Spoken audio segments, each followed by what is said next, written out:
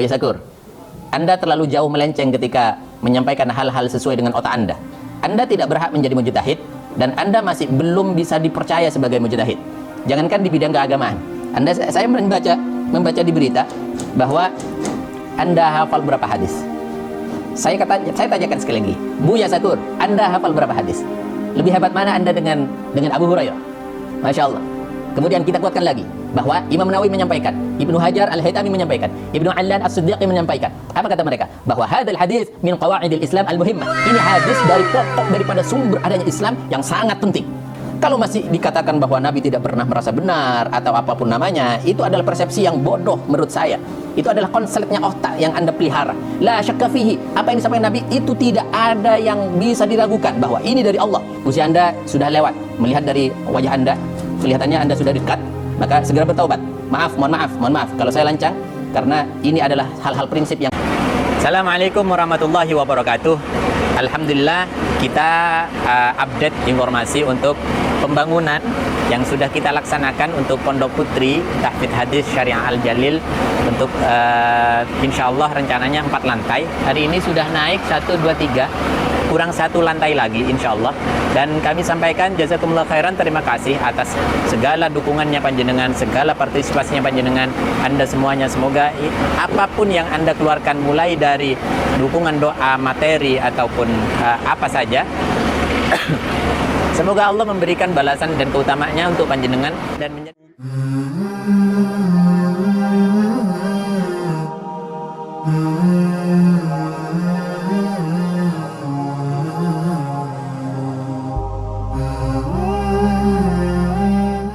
Assalamualaikum warahmatullahi wabarakatuh. Sahabat kaum muslimin, subscriber channel Petak Akidah dimanapun Anda berada. Pada kesempatan pagi ini saya mendapatkan satu informasi yang sangat-sangat membahayakan ketika ini tidak diterima dengan hujah-hujah yang bisa memahamkan kepada, terutama kepada yang ngomong, yang berbicara. Ini ada seorang buya, ya buya atau ya buyalah ya, bukan buaya yang pasti. Meskipun ini sangat membahayakan, jauh lebih berbahaya daripada buaya. Kenapa? Kalau ini membahayakan dunia dan akhirat. Dunia mendapat celaka, di akhirat mendapat siksa. Tapi kalau buaya selesai di dunia saja, insya Allah di akhirat belum tentu. Malah bisa jadi syahid dia ketika dimakan oleh buaya. Baik, ya Allah, saya akan langsung mengomentari beberapa hal. Ternyata di sini ada banyak sekali apa yang disampaikan oleh beliau di dalam ceramahnya. Namanya Buya Dr. Kiai Haji Abdul Syakur Yasin MA dalam acara moderasi beragama yang digelar oleh Menteri Agama dan Mabes Polri. Untuk Polri dan ASN, pemikiran-pemikiran sesat disampaikan sebagian begini. Saya akan mempertanggungjawabkan bahwa asalnya ini adalah pemikiran sesat. Pertanggungjawabannya saya rinci satu persatu supaya detail. Karena banyak poin-poin yang saya catat, yang saya terima dari salah satu informan, yaitu dari salah seorang mujahidah dari Jawa Tengah. Yang pertama, katanya bahwa Nabi Muhammad SAW wa ala alihi wa sahbihi itu tidak pernah merasa benar. Ini saya akan bantah, saya akan kupas tuntas, isi otaknya saya keluarkan semuanya. Agar apa? Agar supaya ini tidak menyesatkan terhadap umat berlarut-larut, terutama terhadap awam. Tidak boleh kita biarkan. Yang kedua, bahwa kalimat tauhid adalah kalimat persatuan, bukan kalimat la ilaha illallah. Ini konyol sekali. Saya akan baca satu persatu. Yang ketiga, bahwa Islam belum sempurna dan tidak pernah sempurna. Astagfirullah. Yang lima, bahwa setelah Nabi wafat ada konflik berdarah berebut kekuasaan antara Abu Bakar radhiyallahu an dan Ali radhiyallahu an atau karramallahu wajha, hingga terjadi pertumpahan darah sampai detik ini. Sunni dan Syiah. Bobrok memang pemikirannya. 6. Bahwa Nabi Muhammad sebagai berondong saat kawin dengan Sayyidah Khadijah. Kurang ajar mulut ini. Jadi menisbatkan atau mengistilahkan baginda Nabi ya sama mungkin kayak rembes, belean atau lain sebagainya. Ini mulut-mulut yang tidak bisa menghormati kepada Nabi Muhammad, disebut berondong. Astagfirullah. 7. Bahwa Sayyidah Khadijah radhiyallahu an pengikut Nasrani sebelum masuk Islam, dengan bukti ini tidak ada kata-kata sebelum masuk Islam, tidak mau dipoligami dan konsultasi ke pendeta Nasrani yaitu Waraqah bin Nawfal. Kita akan bantah semuanya. Jadi seolah-olah ini ada kristenisasi. Sama dengan pendeta kayaknya ini si Buya ini. 8, bahwa Sayyidina Umar seperti Hitler dan Nazi. Ya Allah, yang mengusir habis Yahudi. Jadi astagfirullah, ya sudahlah, nanti kita akan bahas satu persatu, tapi supaya tidak terlalu banyak memakan waktu, kita akan bahas satu persatu. Agama memang berbeda, tidak sama, tapi agama mana yang masuk surga itu urusan Allah, sehingga umat Islam tidak boleh klaim surga. Ya Allah, tidak ngaji dia. Bahwa Islam, Yahudi pun maupun Nasrani asal beragama soleh, asal beramal soleh dan itu masuk surga, sehingga tidak usah ada agama yang klaim surga. Bobrok bukan mabruk, bobrok ini. 12, bahwa makna kafir adalah gelap mata, hasud, bakhil, takabur, tidak bersyukur. Apapun agamanya, jadi kafir jangan dimaknai orang di luar Islam. Masya Allah, bobrok. 13, bahwa malaikat bodoh dan Allah Subhanahu wa taala berkata kepada malaikat, jangan banyak bacot. Astagfirullah. Ini kotor banget ini, mulut ini kotor banget. Ketika menyampaikan sesuatu yang sifatnya mulia, tidak bisa memberikan contoh atau memberikan kata-kata yang sedikit mulia lah. Seperti itu. Kok bahasa Al-Quran atau bahasa istilah-istilah agama kita dipremanisasi ya. 14, bahwa gambar Yesus ada di dalam Ka'bah serta dijaga dan dilindungi oleh Nabi Muhammad. Astagfirullah. Baiklah. Saya akan mengomentari yang pertama, dari pertama. Ini ada 9 atau 11 poin, 12 poin, 14 poin. Masya Allah. Mungkin para pengikut-pengikutnya si Buya ini akan mengatakan, oh ini pansos buat konten, ya saya akan buat konten. Oh ini jualan, ya saya akan jualan. Baiklah, saya tidak akan peduli apa yang dikatakan oleh pengikut-pengikutnya sampai dia mempunyai satu kesempatan untuk bertaubat dan bertaubat secara nasuha. Yang pertama, bahwa Nabi Muhammad tidak pernah merasa benar. Ini yang perlu saya luruskan adalah bahwa ketika orang merasa masuk Islam, meskipun Nabi tidak pernah merasa benar, ini saya akan bantah bahwa Nabi merasa benar dan Nabi harus merasa benar bahkan. Kalau tidak, maka selesai, Anda punya akidah tergelincir kemana-mana, tidak akan jelas rimbanya. Nabi tidak merasa benar, baiklah urusan Nabi.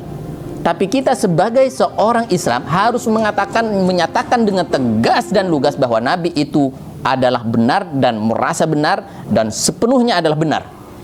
Akan tapi ini juga salah fatal.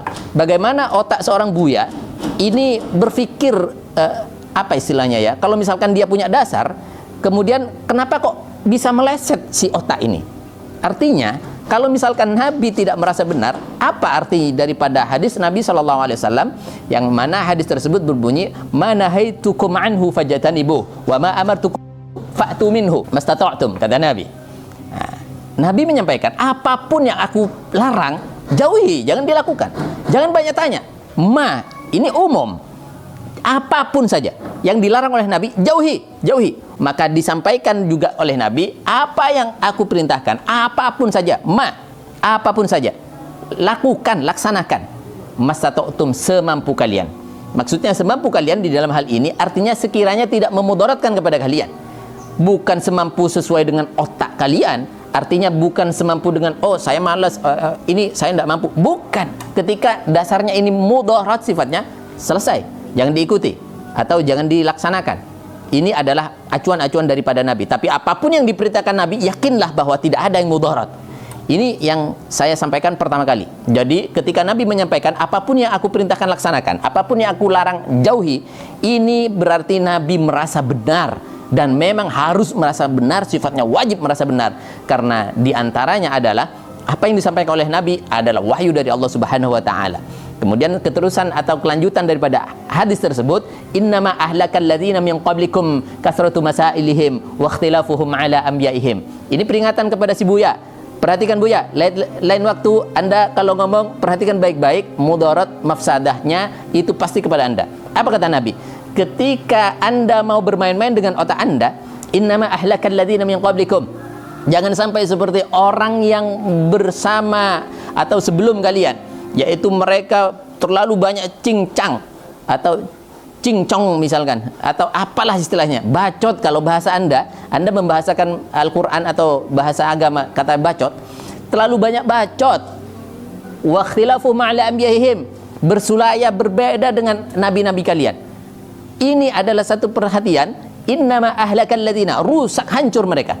Jangan sampai Anda seperti mereka, hancur pada akhirnya. Dan saya ingin tahu, ketika Anda bersikeras seperti itu berfikirnya tentang agama, tentang Islam, seenak perut Anda menafsirkan ayat, saya ingin tahu akhir Anda seperti apa. Innama ahlakal ladzina min qablikum kasartu masailihim mukhtalafu ma'ala anbiyahim.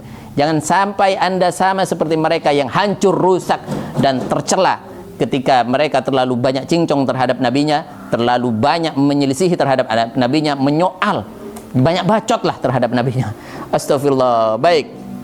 Ini yang pertama. Jadi dari hadis tersebut dikuatkan oleh Allah Subhanahu wa taala di dalam Al-Qur'an, di mana ini sangat jelas dan lugat sekali. Apa kata Allah Subhanahu wa taala? Ma yantiqu 'anil hawa in huwa illa wahyu yuha. Kata Allah ditegaskan kembali, apa yang disampaikan oleh baginda Nabi itu tidak keluar dari hawa nafsunya, bukan dari pribadinya, tapi itu wahyu daripada Allah. Artinya apa? Ketika itu wahyu daripada Allah, mutlak ini adalah satu kebenaran dan paling benar, tidak ada yang lebih benar lagi, dan selain itu adalah salah. Apa yang disampaikan oleh baginda Nabi, in huwa illa wahyu yuha, tidak berupa wahyu, tidak ada unsur nafsu Nabi SAW, tapi itu adalah wahyu dari Allah, tapi itu adalah langsung ilham dari Allah, dan itu pemberian dari Allah Subhanahu wa taala. Ketika itu adalah penyampaian dari Allah, maka semuanya adalah mutlak benar dan harus wajib merasa benar. Anda mengatakan Nabi tidak pernah merasa benar, Anda terlalu jauh melenceng ketika berkhayal atau berimajinasi tentang agama ini. Maka dari itu perhatikan baik-baik. Akan saya kupas satu persatu. Dari hadis yang disampaikan tadi bahwa manahaitukum anhu, bahwa yang pertama, ini hadis disampaikan oleh Abu Hurairah. Beliau aksarus sahabati hifdzan lil hadis. Ini adalah sahabat yang wafat pada tahun ke-8 Hijriah, dan ini paling banyak menyampaikan hadis. Buya Syakur, Anda hafal berapa hadis? Anda hafal berapa hadis? Saya tanyakan sekali lagi, Buya Syakur, Anda hafal berapa hadis? Lebih hebat mana Anda dengan Abu Hurairah? Masya Allah. Kemudian kita kuatkan lagi bahwa Imam Nawawi menyampaikan, Ibnu Hajar Al-Haytami menyampaikan, Ibnu Allan As-Siddiqi menyampaikan. Apa kata mereka? Bahwa hadzal hadis min qawaidil Islam al-muhimmah. Ini hadis dari pokok daripada sumber adanya Islam yang sangat penting. Hadis ini. Kemudian ada yang menyampaikan juga, di antaranya mereka menyampaikan wa min jawami'il kalimil lati u'tiha an-nabi sallallahu alaihi wasallam wa ashabihi. Ini juga adalah bagian daripada terpenting dari apapun yang disampaikan oleh baginda Nabi. Ini poin pokok. Lalu mau diotak-atik sama si Buya ini. Astagfirullahaladzim. Anda akan menyampaikan sesuai dengan apa yang Anda ketahui, bukan menyampaikan sesuai dengan apa yang Anda imajinasikan, Anda hayalkan, Buya.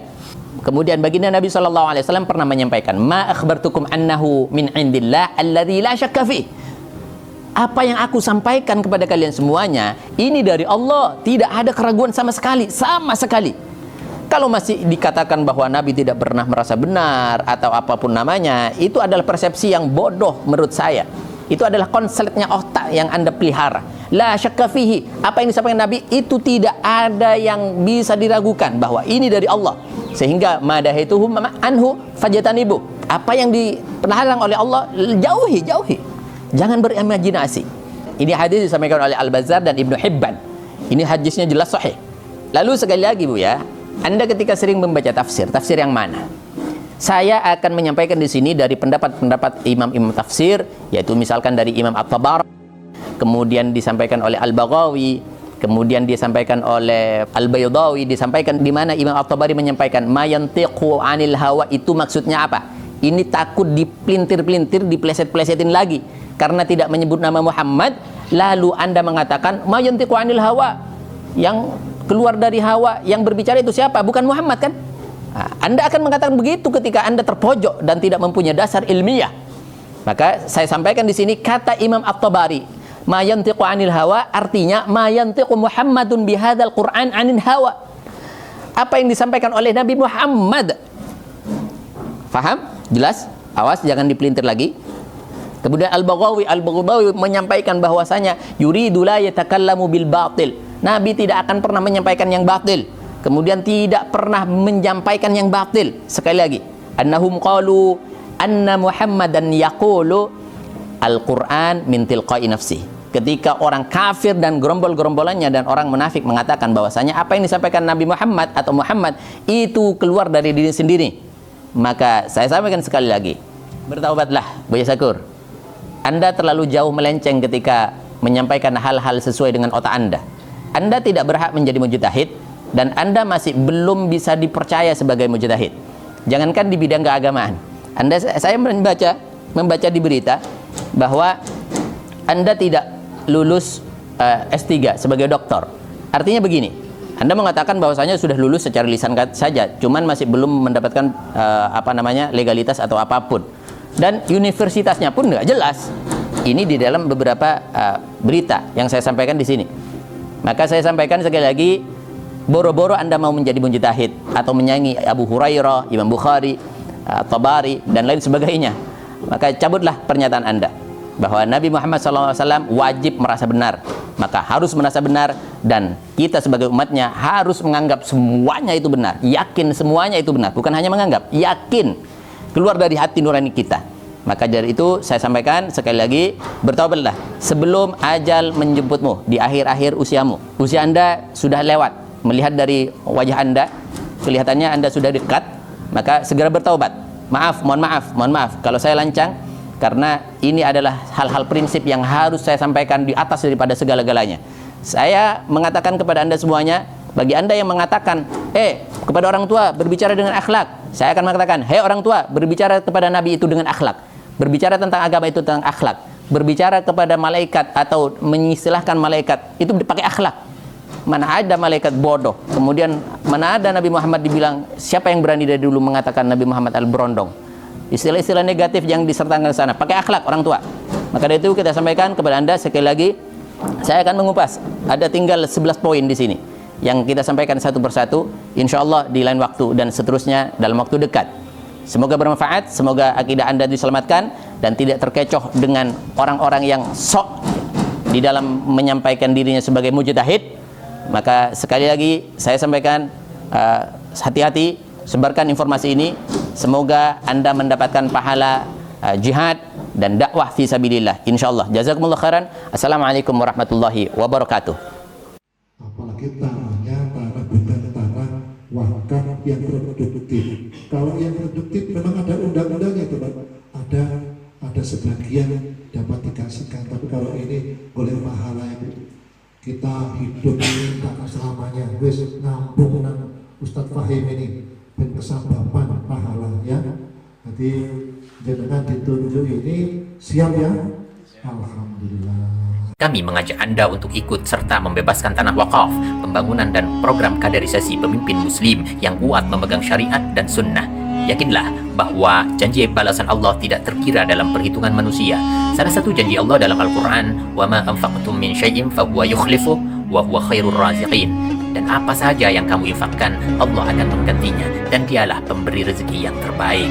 Rasulullah juga menyerukan dengan sabdanya, anfiq ya Bilal, wala takhsha min dhil arsy iqlala. Berinfaklah wahai Bilal, jangan takut dipersedikit hartamu oleh zat yang memiliki arasy.